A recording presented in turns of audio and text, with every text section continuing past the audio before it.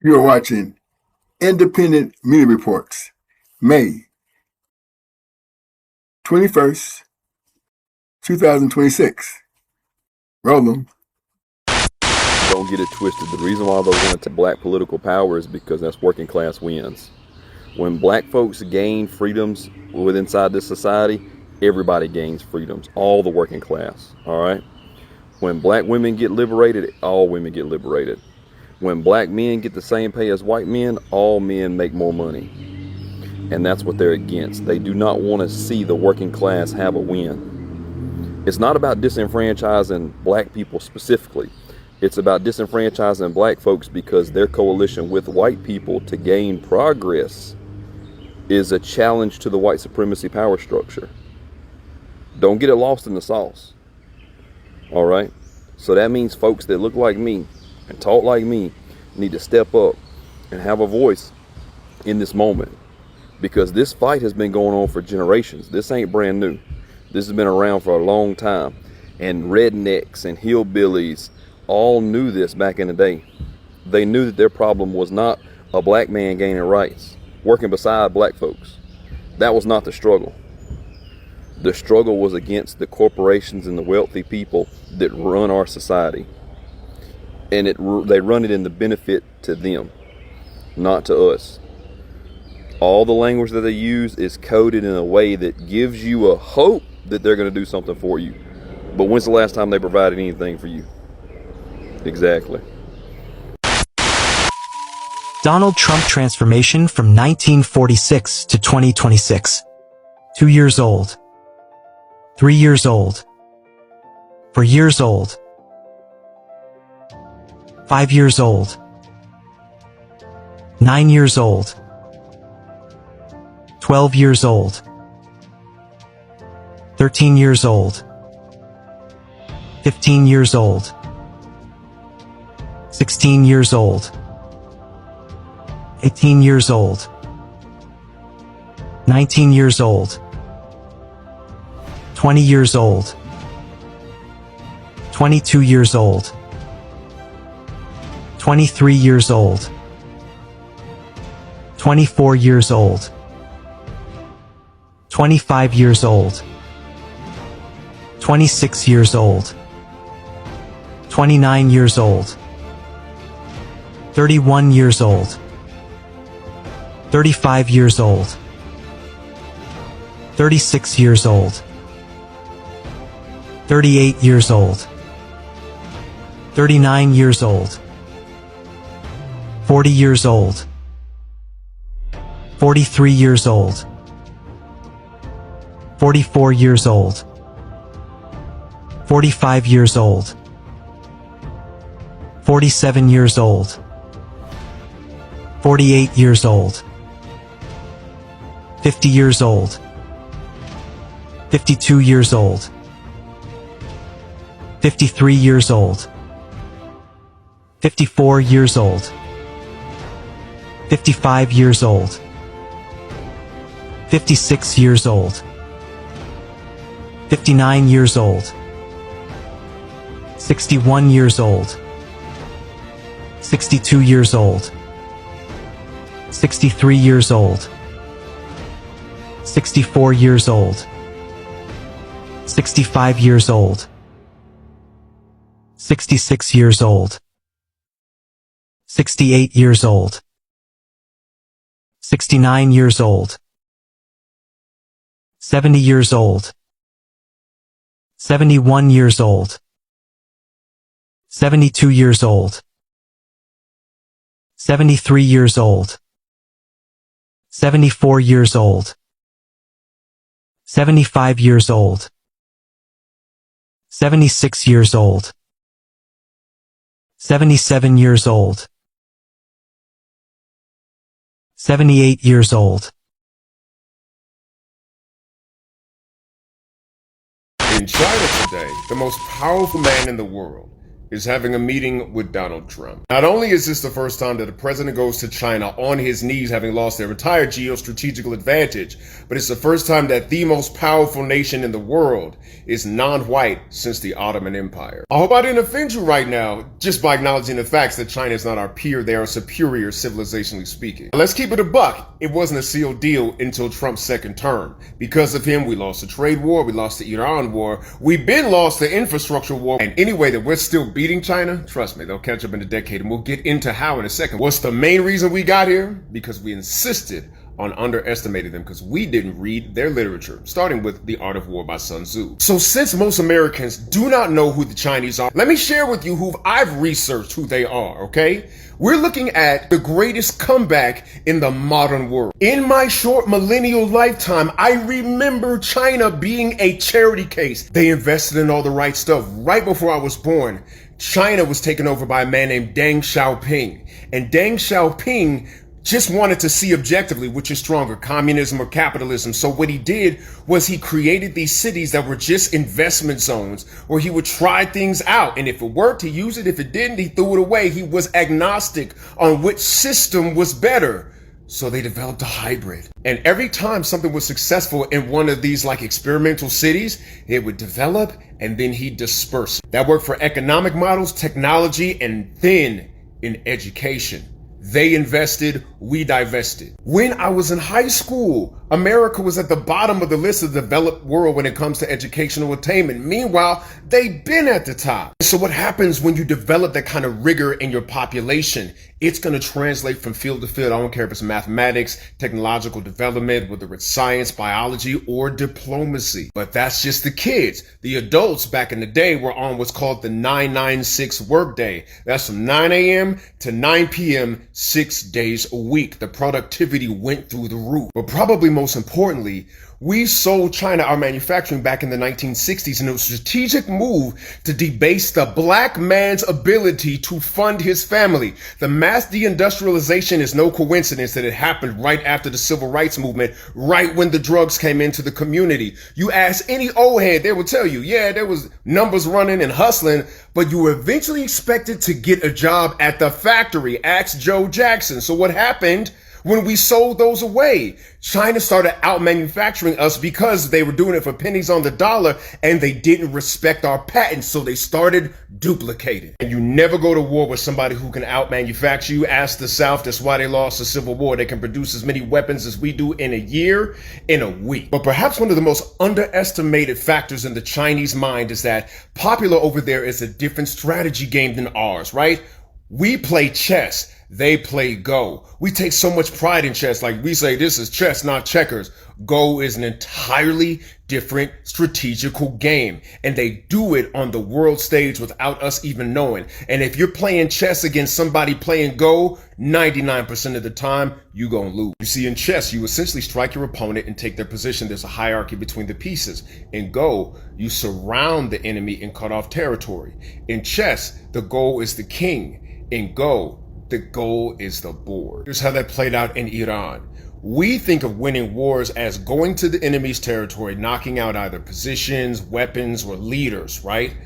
But what we didn't realize is that we were already surrounded when we entered. Why? Because not only did Iran already strike up a deal with China to use their satellites so they wouldn't need ours or their own to see our positions, not only were they getting some of their weapons parts from China, but it's the fact that the United States cannot manufacture weapons without rare earth minerals that China processes. So back when Trump had that trade war back in 2025, remember like Liberation Day or whatnot, not only did China impose its own counter sanctions, but it cut us off from the rare earth minerals that we need to manufacture our weapons from Boeing, Lockheed Martin, Raytheon.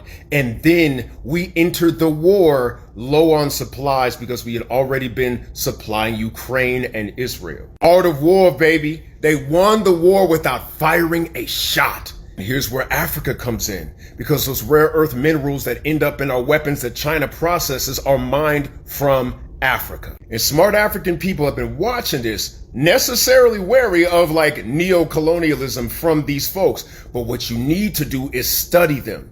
Because if you don't understand the Chinese century of humiliation from the 1830s when the Opium Wars began from Britain to the time when Mao Zedong took power, then you ain't realizing that China left the blueprint for you. I was under the impression that China didn't suffer the things that black folks suffered until I read about the century of humiliation. Yes, they were carved up just like they were in the Berlin Conference. There was hella drugs going on. The Opium Wars were the blueprint for what happened during the crack era, and they still found a way to overcome. We underestimated them, overestimated our own abilities, rested on our laurels earned in prior generations.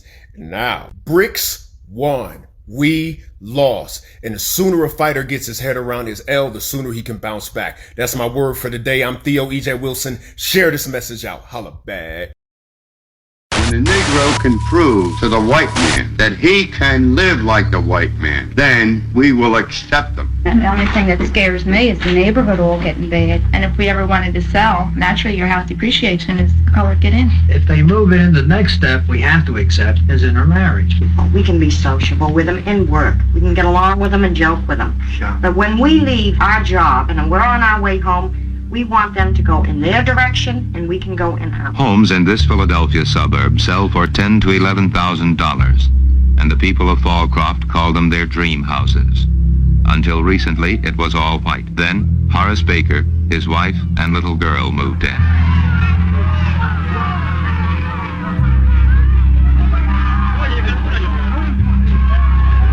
Okay, I'll go.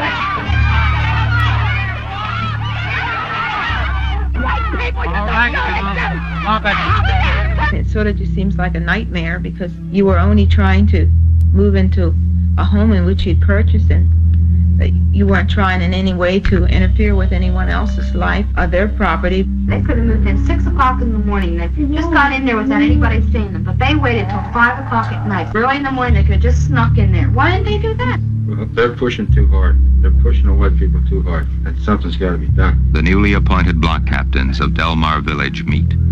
Their purpose? To keep the people of the village informed and freeze out the Bakers. No white in Fallcroft has spoken out in defense of the Bakers. We always fight when our backs are against the wall. I work with colored people. They're wonderful. I think they're great. I mean, the people working for me, but I can't see them living on my doorstep because they have proved nothing to me. I think they're getting paid to move in. Any color that moves into this area, I'm sure, is only coming in here for one reason. That's to bust the neighborhood down, discourage the white person, stop the whites from moving into the area, and hope that it'll be converted to a Negro integrated development. Ask not what your country can do for you, but ask what you can do for your country. What have the Negro race done for their country since 1960? I know, but we've done a lot. We have done an awful lot.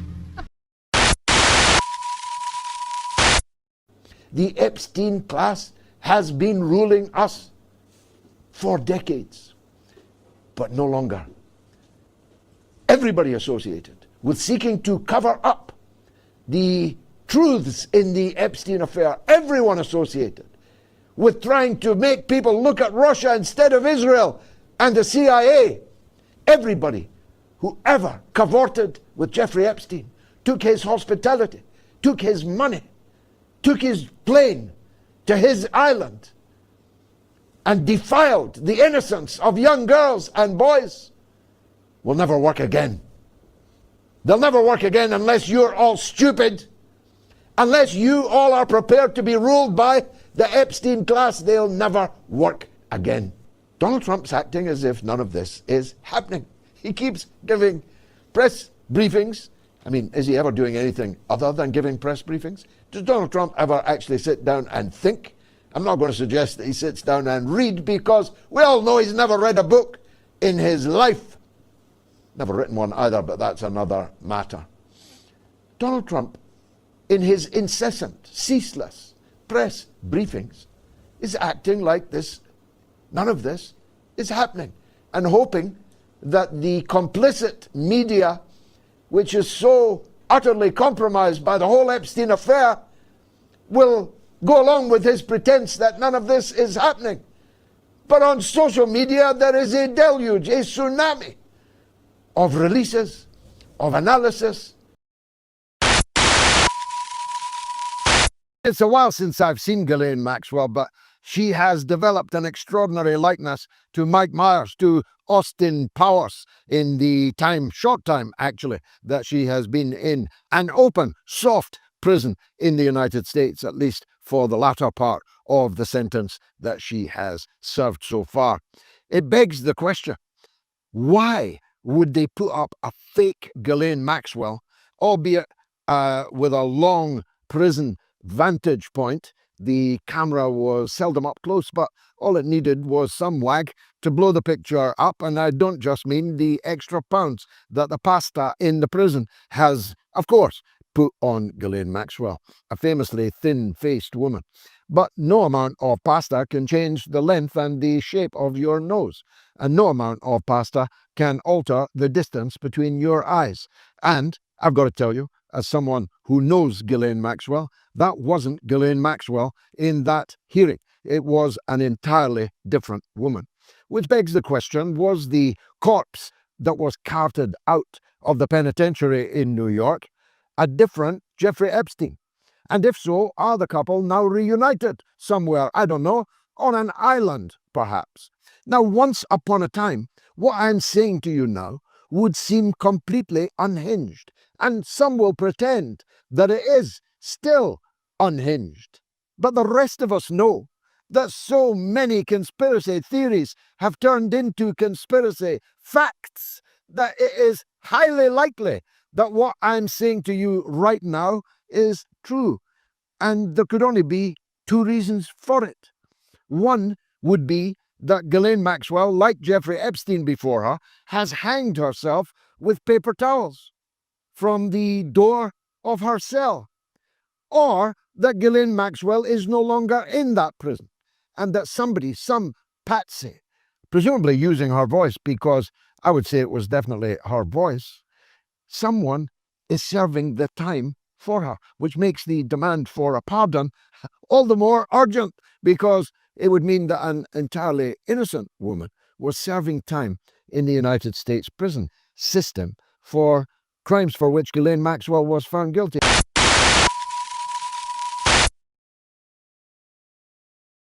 I'm Judah, the so-called African American, the lion of the Southern Kingdom. We're waking up now. I'm Benjamin, the so-called West Indian, the wolf of Zion. I move fast, talk real. We're waking up now. I'm Levi, the so-called Haitian, priest of the Lord. We taught the law, now we stand to enforce it. We're waking up now. I'm Ephraim, the so-called Puerto Rican. I lead the Northern Kingdom. We rising, and we waking up now. I'm Manasseh, so-called Cuban, strong like the ox, firstborn of Joseph, still standing. We waking up now. I'm Simeon, so-called Dominican. I don't forget, I don't fold. We bring the sword of truth. We waking up now. I'm Zebulon, the so-called Panamanian and Guatemalan. We come from the coastlines. We built, we bled, but now we rise. We waking up now. I'm Gad, the so-called Native American. They overcame us with war. Now we rise with truth. We waking up now. I'm Reuben, the so-called Seminole. We survived the swamps, the raids, the lies. But now we stand up. We waking up now. I'm Asher, the so-called Colombian to Uruguayan. From olives to oil, we were blessed to anoint kings. But now, we waking up. I'm Issachar, the so-called Mexican.